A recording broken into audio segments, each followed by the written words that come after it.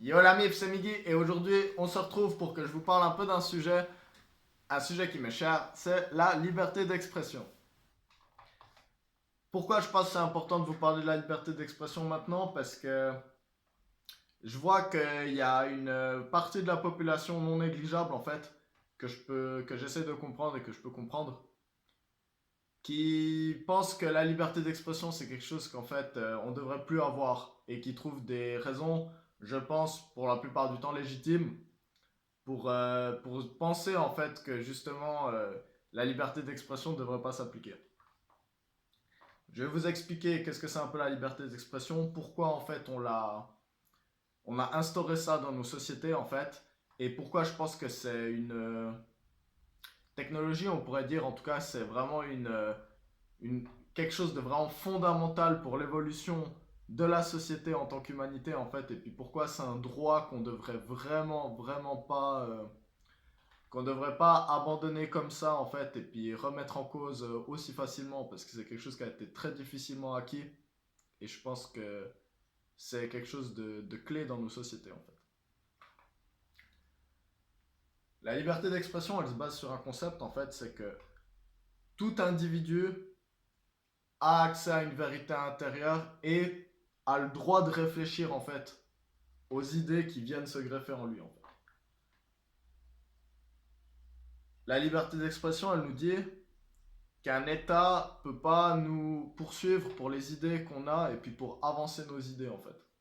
Et je pense qu'on peut aller plus loin que l'État, je pense que ça... Parce que par exemple, si Facebook ou Google nous bannit d'un endroit, alors oui, c'est pas la liberté d'expression juridique, mais c'est une atteinte sur leur plateforme à la liberté d'expression. Et c'est des plateformes qui ont un quasi-monopole, du coup, on va parler conceptuellement, pas seulement au niveau de la loi en fait.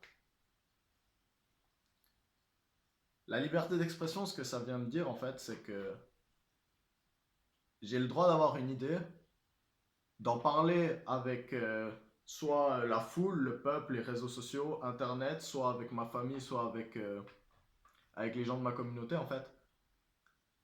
Et je devrais pas, on devrait me laisser exprimer mon avis. On devrait me laisser dire, même si c'est une idée qui choque en fait, on devrait me laisser l'exprimer parce que si je peux pas l'exprimer et que je suis obligé de la garder en moi, jamais on pourra vraiment en fait faire évoluer ma pensée.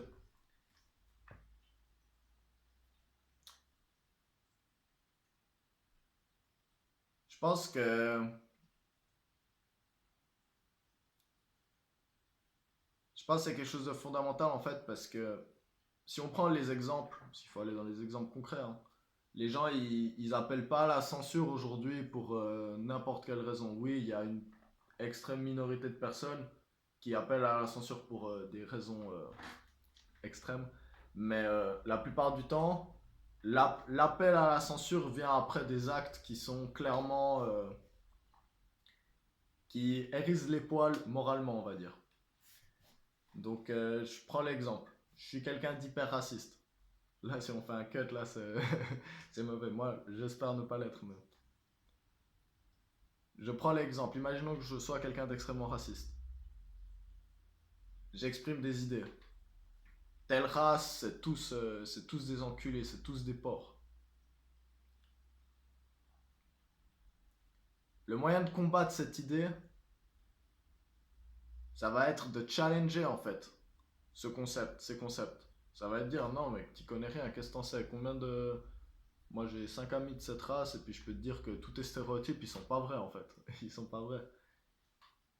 Et c'est comme ça qu'on va justement faire évoluer cette idée, parce que le problème c'est que si on ostracise la personne qui pense ça, on se laisse pas l'occasion en fait de réfléchir un peu au concept, qu'est-ce qui s'est passé, quelles sont les expériences de vie qu'ont mené cette personne à avoir des idées comme ça greffées en lui en fait. Et du coup, le gros problème, c'est qu'en fait, si on ostracise la personne qui a émis une idée comme ça, en fait, qu'on la censure, par exemple sur les réseaux sociaux, le problème, c'est qu'on se retrouve avec des parties de personnes qui ont été censurées, par exemple, qui vont se retrouver dans des endroits un peu underground, toujours plus underground, plus la censure va être grande. Et je pense que plus on pousse des gens d'un côté, et moins justement on laisse le débat au grand jour, au grand public en fait, à la vue de tous, pour que tout le monde puisse venir contre-argumenter, échanger les idées, les points de vue, tout ça en fait. On crée justement des bulles un peu vraiment nauséabondes en fait. Parce que c'est ça le problème, c'est aujourd'hui la liberté d'expression elle est défendue de manière philosophique je pense. Moi c'est un peu l'approche que j'ai en fait, pourquoi je défends la liberté d'expression.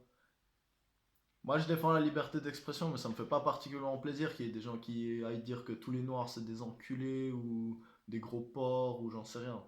Ça me plaît pas ça. J'aime pas que les gens disent ça. J'aime pas les idées ethno-nationalistes. J'aime pas ce genre de. Il y a plein d'autres idées, hein. Plein d'autres idées que j'aime pas du tout qu'on dise. Mais je pense que c'est vraiment important qu'on puisse les dire en fait. Il y a. Je sais plus qui c'est maintenant. Désolé à lui. Mais il y a un type, il a dit quelque chose de très important par rapport à la liberté d'expression. Il a dit peut-être que toi et moi on n'est pas d'accord, mais je me battrai jusqu'à la mort pour que tu puisses exprimer ton avis. Puis moi personnellement c'est toujours un combat, le combat des mots en fait, qui est toujours en fait un de mes combats principaux en fait. Parce que moi je suis beaucoup dans les idées, parler, c'est très important pour moi. Peser le pour et le contre, et puis moi ma démarche par exemple elle est très dans les extrêmes. Moi j'ai envie de comprendre les ethno-nationalistes hyper hardcore, j'ai envie de les comprendre, j'ai envie de comprendre qu'est-ce qui leur a mené en fait, quelles sont les expériences qui leur ont mené à utiliser ces mécanismes psychologiques. Plein d'autres exemples, c'est eux que je donne en exemple, mais il y a plein d'autres exemples en fait. Moi j'ai envie de comprendre, et puis je pense que pour pouvoir les comprendre, et puis pour pouvoir échanger et faire avancer un peu les choses, il faut pouvoir discuter en fait. Maintenant, l'autre gros problème en fait avec la censure, c'est que la censure, ça commence quelque part, mais ça finit où après? Ça finit où après?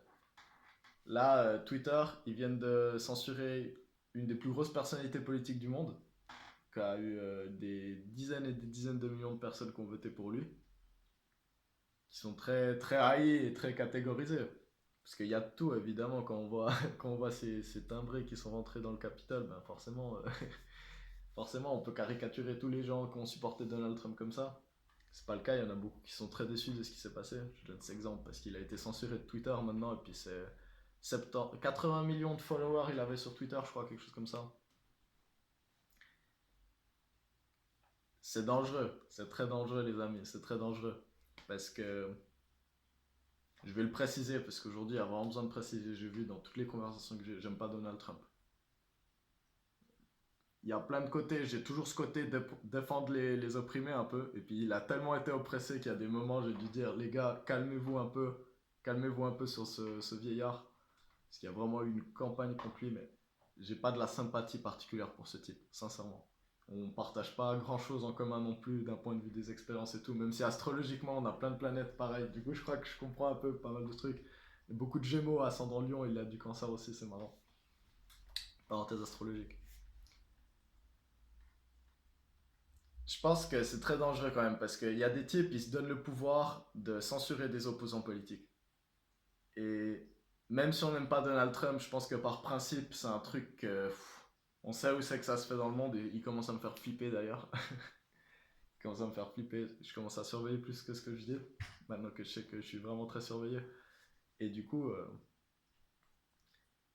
je pense pas que c'est une bonne chose qu'on devrait instaurer dans nos contrées en fait, qu'on réussit justement à garder cette liberté d'expression intacte.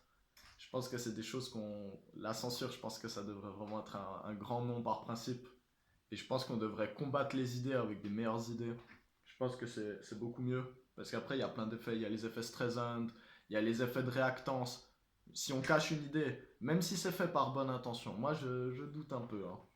Mais imaginons que ce soit vraiment fait par bonne intention. Lui, on va le bannir parce qu'il alimente le racisme. Et il faut le dire, important, un truc qui est déjà le cas avec la liberté d'expression, c'est que l'appel à la violence directe, ça rentre pas dans la liberté d'expression. Donc, La liberté d'expression s'arrête à partir du moment où tu vas enfreindre la liberté de sécurité de quelqu'un d'autre, d'un autre individu. Ça coule de source. Et j'aurais peut-être dû commencer aussi par ça. Mais même là, ça devient.